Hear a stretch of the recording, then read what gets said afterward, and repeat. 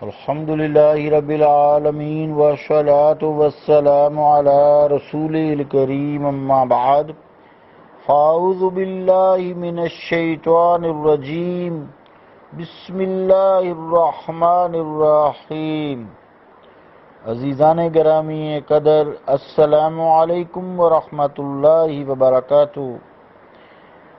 غزوہ خیبر میں کلوں کی تسخیر اور ان کی فتح کا سلسلہ جاری ہے۔ صحابہ کرام رضوان اللہ تعالی اجمعین نے عرض کی کہ یا رسول اللہ صلی اللہ تعالی علیہ وآلہ وسلم، کھانے پینے کا سامان کم رہ گیا ہے، دعا فرمائیے اللہ تعالیٰ کچھ بندوبست فرمائے۔ مصطفیٰ کریم صلی اللہ علیہ وآلہ وسلم کہ دست مبارک بارگاہ الہی میں اٹھتے ہیں، تیری دعا نہ کبھی اثر سے ملول ہوئی، تیری دعا نہ اثر سے کبھی ملول ہوئی، ادھر زباں سے نکلی ادھر قبول ہوئی۔ ہاتھوں کے اٹھنے کی دیر تھی، جو قلعہ حصن صعب یہ مشکل میں تھا، فتح نہیں ہو رہا تھا، بہت زوردار یہاں کڑاکے دار لڑائی ہو رہی تھی۔ آخرکار یہ قلعہ فتح ہو گیا۔ محمد بن مسلمہ فرماتے ہیں کہ میں نے دیکھا کہ نبی کریم صلی اللہ علیہ وآلہ وسلم نے اپنی کمان کے چلہ پر تیر رکھ کر ان کو ہدف بنایا، تو اس ایک تیر سے سب نڈھال ہو گئے اور پسپا ہو گئے، اور مسلمان اس قلعہ میں داخل ہو گئے۔ علامہ مقریزی رحمۃ اللہ علیہ لکھتے ہیں، فرماتے ہیں کہ خوراک کے جو ذخائر مسلمانوں کو اس قلعہ سے دستیاب ہوئے، ان میں جو تھی، کھجور تھی، گھی تھا، شہد، تیل اور چربی تھی، اس کے علاوہ دیگر بے شمار چیزیں تھیں۔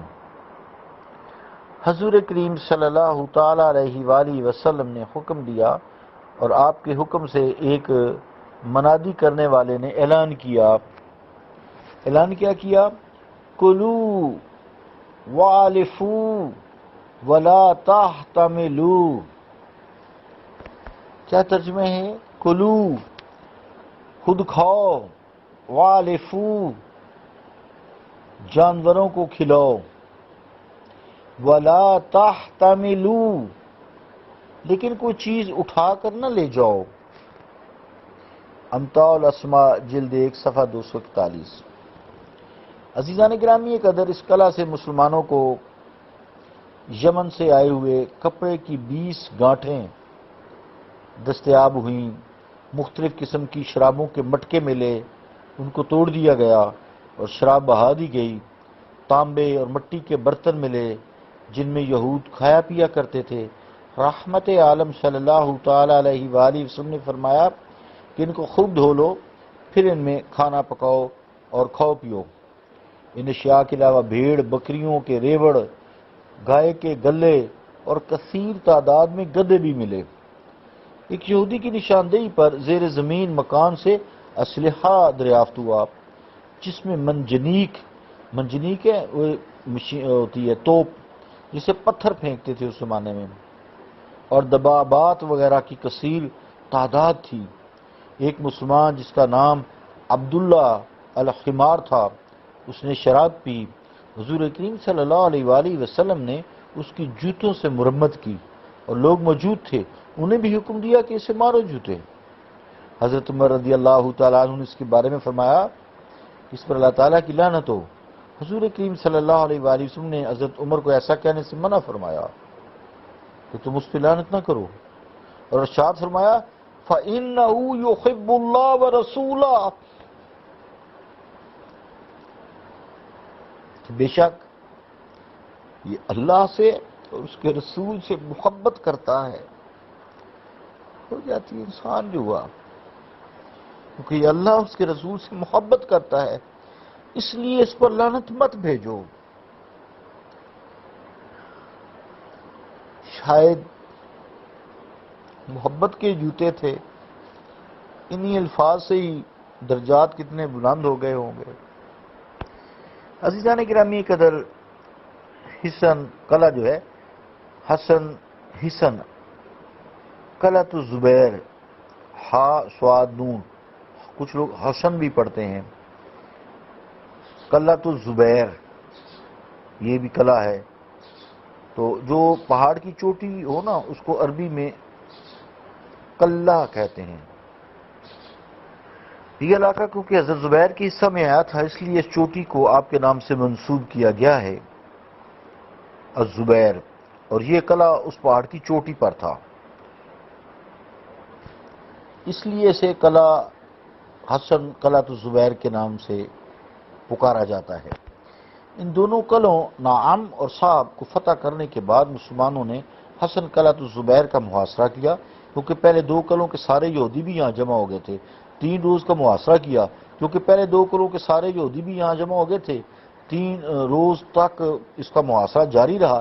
اس اثناء میں ایک یہودی جس کا نام غزال تھا حضور کریم صلی اللہ علیہ وآلہ وسلم کی خدمت اقدس میں حاضر ہوا اور عرض کی، اے ابو القاسم، اگر آپ مجھے امان دیں تو میں آپ کو ایک راستہ بتاؤں گا جس سے آپ نطاتا کے سارے قلعوں کو فتح کر کے مطمئن ہو جائیں گے، اور اس کے بعد آپ اہل شق کی طرف متوجہ ہو سکیں گے۔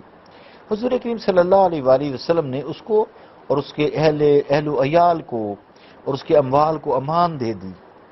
رحمت للعالمین جو ہیں، جو امان مانگے امان دے دیتے ہیں۔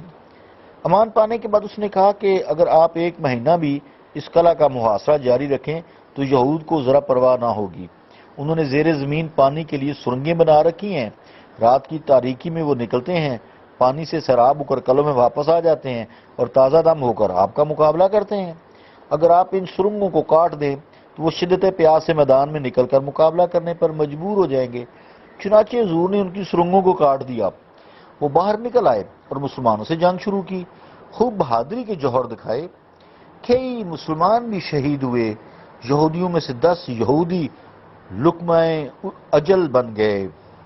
اللہ تعالیٰ کے رسول نے اس قلعہ کو بھی فتح کر لیا۔ سبحان اللہ، اللہ اکبر۔ یہ نطاتا کے قلعوں میں آخری قلعہ تھا جو فتح ہوا تھا۔ ان سے فارغ ہونے کے بعد سرور عالم صلی اللہ تعالی علیہ وآلہ وسلم شق کے قلعہ کے علاقہ کے قلعوں کو فتح کرنے کی طرف متوجہ ہوئے۔ شوقی ابو خلیل، غزوہ خیبر، دمشق، دارالفکر، 1986، صفحہ 68۔ انشاءاللہ تعالی پرسوں، کل تو جمعہ چھٹی ہوتی ہے، انشاءاللہ پرسوں شق کے قلعوں کی فتح کا ہم آغاز کریں گے۔ اللہم صلی علی محمد وعلی آل محمد مبارک وسلم۔ ربنا آتینا فی الدنیا حسنۃ وفی الآخرۃ حسنۃ وقنا عذاب النار وادخلنا الجنۃ مع الابرار یا عزیز یا غفار یا رب العالمین۔ رب اغفر وارحم وانت خیر الراحمین۔ اللہم انک عفو تحب العفو فاعف عنا یا غفور یا غفور۔ استغفر اللہ ربی من کل ذنب واتوب الیہ۔